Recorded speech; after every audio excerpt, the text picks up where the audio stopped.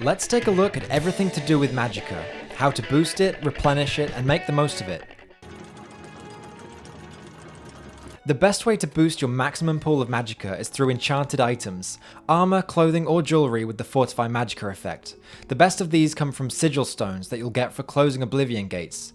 The effect you get from a stone is random, but what a lot of people do is save before picking it up so they can reload to try and get the right one. The highest tier sigil stones start appearing from level 17 and up, and they'll provide a whopping 50 Magicka for each item enchanted with them. Level 13 and up and the stones give 40 Magicka, and level 9 and up they give 30. That's still a large amount and even more than a Grand Soul Gem will provide, as that gives 25 Magicka when enchanting your own items. Enchanting with Soul Gems will still be your best bet until you start closing Oblivion gates, and is one of the better ways to spend your first few Grand Gems. Given that your Magicka pool starts off as twice your intelligence stat, for example with 50 intelligence and no racial or other bonuses, you'll only have 100 Magicka to play with. These item enchantments usually provide the majority of your Magicka resource. You can also see why mage characters attempted to go High Elf for another 100 Magicka, or the Atronach Birth Sign for another 150. Remember that the hand slot only has one enchantable item that's classed as clothing rather than armor, and that's the wrist irons you start the game with. Yep, the shackles from your starting prison cell. Keep hold of those, but I can tell by your expression that you already dropped or sold them. Don't worry, there are a few other locations you can get them. Deep Scorn Hollow, the Mehrunes Razor Quest, and in Dunroot Barrow on the Shivering Isles. You might have missed it, but spell effectiveness is an actual stat tracked by the game. Head over to the Magic tab, and at the bottom of the screen, here is where you'll find it. First, let's get into what it does. Essentially, you want this to be 100% or as close as possible. The magnitude of each spell is multiplied by this percentage, but if a spell doesn't have a magnitude, it's the duration that will be affected. If it's 100%, then every spell you have will do exactly what it says in the description. For example, this fire spell will deal 100 points of damage, just like it says. If you have less than 100% spell effectiveness though, the reduced potency of your spells won't be reflected in the menus. For example, this Paralyze spell won't actually last for 8 seconds. With 80% effectiveness, for example, it would only last 6 due to rounding down. The thing that affects the stat is wearing armor. Light armor and heavy armor of the same tier will reduce by the same amount. As you can see here, with 50 in both armor stats, full glass armor puts me at 90, and full Daedric also puts me at 90. With 100 in both skills, however, they both reach the cap of 95% spell effectiveness. That doesn't sound too bad, right? 95% is basically 100%, but there are a few key reasons why it's a big deal. The main one being the illusion spells.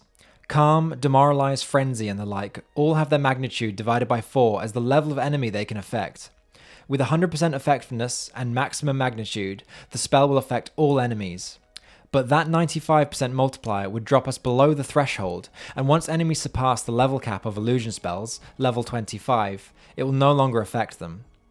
Also, if that 95% multiplier ends up giving our spell magnitude or duration a decimal, the game rounds it down, so you might be paying for 3 seconds of Paralyze, but only getting 2 seconds of duration. We also need to talk about how equipped shields affect spell effectiveness. Weapons don't reduce that stat, but a shield equipped in your offhand does, just like another armor piece. If you don't actually need to use a weapon, however, you can equip a shield and leave your main hand empty. You can still benefit from the enchantments on the shield. Even though it won't actually boost your armor stat, it also means you don't take a hit to your spell effectiveness.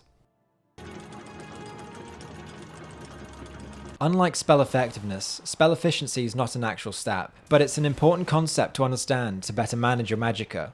First thing to point out is that every spell effect has a base cost. You may have noticed, for example, that Paralyze is particularly expensive, even for just a few seconds of the effect, whereas a few seconds of Calm, even at a high magnitude, is far cheaper for a similar outcome. One way of getting more mileage out of your Magicka is by spreading a powerful spell over a few seconds duration, rather than having it all front-loaded into the first second. For example, 100 instant fire damage here in a small AoE costs 122. If we instead do 40 damage each second for 3 seconds, we're actually doing 120 damage for only 113 mana. So it's more damage and it's actually cheaper, the only downside being having to wait a few seconds. Another main way of being efficient with your mana is combining multiple smaller effects rather than trying to max out just one. Let's go back to the spell of 100 points of fire damage for 1 second in a 10-foot area. It costs 122 Magicka. If we instead do 34 points of fire, 33 of frost, and 33 of shock, we're still doing an instant 100 damage, but now it only costs 89 Magicka.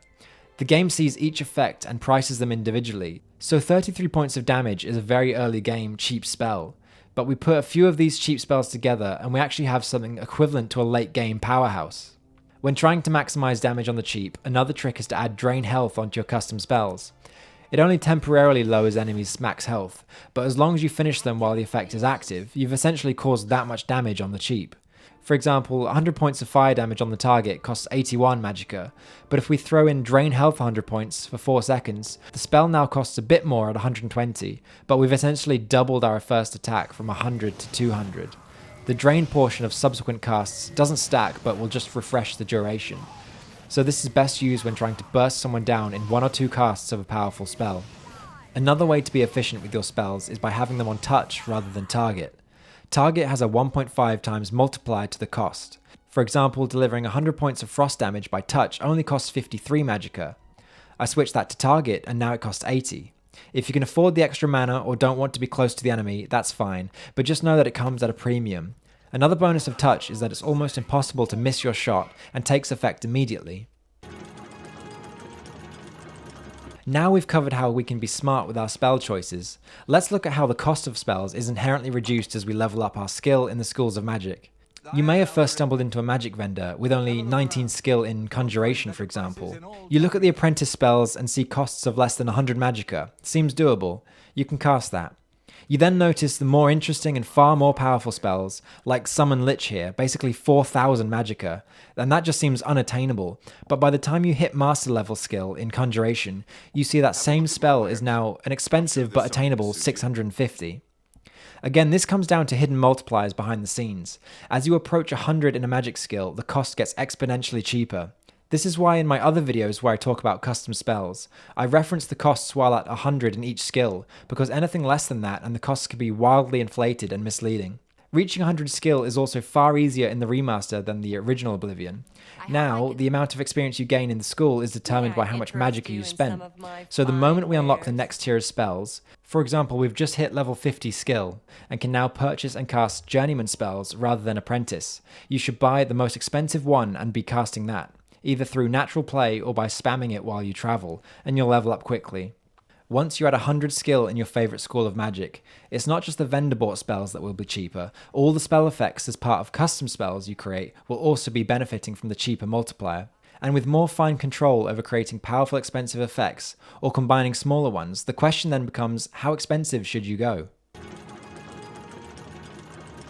The dilemma of putting attribute points and enchantment resources into boosting either willpower or intelligence is a question of whether you want a large Magicka pool or you want your Magicka pool to recharge quickly. This can be answered fairly easily if you already know the suite of spells that you'll be using regularly and can see the final costs, i.e. your relevant magic skills are 100. For example, a Spellblade who only really casts a large healing spell costing 145 Magicka and maybe a group Paralyze costing 180 Magicka, they won't necessarily need a pool any larger than 200. At which point, unless you're wanting to cast back-to-back spells instantly, pouring points into Willpower could work better for you. Willpower has the added bonus of boosting your fatigue. Again, a very important part for a Spellblade who's swinging a weapon. The main issue here is that Magicka regen is reduced while in combat, and there's a delay before regen after every spell you cast. And because the regen is again exponential, you would really need to look at boosting to 200 willpower with temporary spells or potions to really feel like your pool is filling up quickly enough in combat. Even so, because of the delay after casting, if spells are going to be your primary way of interacting with enemies, intelligence would be better for you. Intelligence only boosts Magicka, but gives 2 points of Magicka for every 1 point of intelligence. And since Magicka means we can cast more expensive spells, that can push the ceiling of our spell power to absurd levels, even without cheesing the mechanics or stacking effects. And even if not casting insanely expensive or powerful spells, a large pool means we can also cast back-to-back spells. If our pool is large enough and we're efficient with our spell usage, using all the methods I discussed earlier, you could finish a fight before you fully run out of Magicka. If you do need more Magicka during a fight, have a stack of Restore Magicka potions on your hotbar and quickly drink a couple of those to emulate high willpower regen, even for those with absolutely no natural regen because of the Atronach sign. Likewise, you could use a potion to fortify Magicka and intelligence before a fight if you've gone the willpower route. Temporary spells can do the same thing. when you cast a Fortify Intelligence spell to increase your pool, you're granted Magicka points equal to the difference, essentially refunding part of the cost. Though I have to admit, gameplay feels much more fluid if you don't need to rely on popping temporary buffs or potions. Overall, I'd say that because an easy to make Restore Magicka potion can do a pretty good impression of high willpower, even better really because there's no delay caused by casting spells, intelligence and boosting total Magicka ends up being the better choice. This is why on my personal character, I actually took the Atronach sign, since as a pure mage, I'd be relying on Magicka potions during combat anyway. Even with high willpower, if you're chain casting spells non-stop, your regen will be essentially frozen and your character will feel like an Atronach just without the bonus Magicka boost. That said, it's still worth looking at the most expensive spell you want to cast, and using that as an indicator of your maximum Magicka pool. This then frees up enchantment slots for other useful things like 25% shield effects, chameleon, or extra health or fatigue. So there we have it. Get as much Magicka as you can, but be smart with your spell effects to reduce their costs, and then use potions to restore your mana when needed. If you enjoyed this video, please do hit the subscribe button, click like, comment below how you spend your Magicka. It's all very much appreciated. See you on the next one.